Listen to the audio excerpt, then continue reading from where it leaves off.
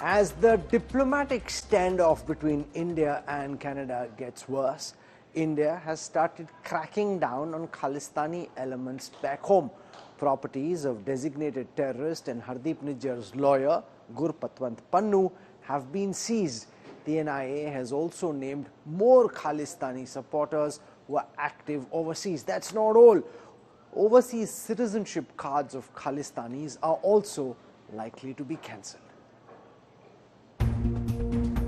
A bogus, non-binding exercise aimed at diasporic Sikhs. A so-called Punjab referendum asking participants whether they want the Sikh majority Punjab in India to become a separate Khalistan. The man behind the sham project, Gurpatwant Singh Pannu, a lawyer of joint US and Canadian citizenship who seeks for justice communities proscribed by India.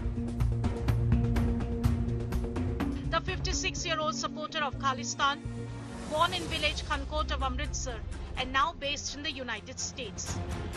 He was declared a terrorist by India in 2020. Pannu named in more than a dozen criminal cases, some of them linked to terror and other violent activities. The NIA has intensified its crackdown on Pannu.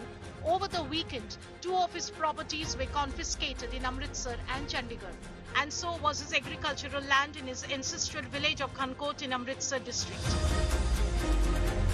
Slain Khalistani supporter and designated terrorist Hardeep Singh Nijjar was one of advocates of Pannu's sham Khalistan referendum in Canada. As per sources, overseas citizenship cards and passports of Khalistani supporters involved in vandalizing Indian consulates abroad will now be cancelled by India. Indian agencies sharing their details with airports to keep a tab on their movements.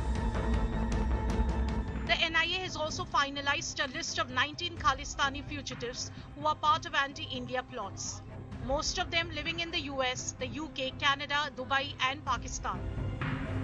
The action comes amidst diplomatic escalation between India and Canada over Nijjar's murder. With Shreya Chatterjee, Bureau Report, India Today. I want to go across live at this moment to the Toronto Indian Consulate. Joining me from there is my colleague Anisha Mathur, as India Today is the only Indian news channel to have a reporter on the ground in Canada. And Anisha has been reporting live throughout the weekend since this story broke. Anisha, give our viewers at the outset a net sense of what you've picked up. You've been there now for 48 hours plus. You've had an opportunity to feel the pulse of how this story is being decoded, deconstructed in Canada. Give our viewers a sense of what you've picked up so far. Well, Rahul, I'm right now outside the consulate in Toronto where the police has put out barricades, and I'm just showing you there's some bit of police presence. Protesters from Sikhs for Justice are expected here today. But what is interesting is this sense that we are getting in Canada is that a large number of people in Brampton, in the suburbs of Toronto, which have a large Indian population, the Khalistan issue has been something that has been simmering for a while. We've been seeing this increase in amount of anti-India, anti-Hindu sentiment in Brampton, as well as other areas. There were, in the last year, we've seen at least 4 instances where vandalization was done at temples, and this has created a sense of unease and discontent among the Indian citizens, even as all of them continue to say that, well, for the last several years we've all been living in harmony, there has never been a problem.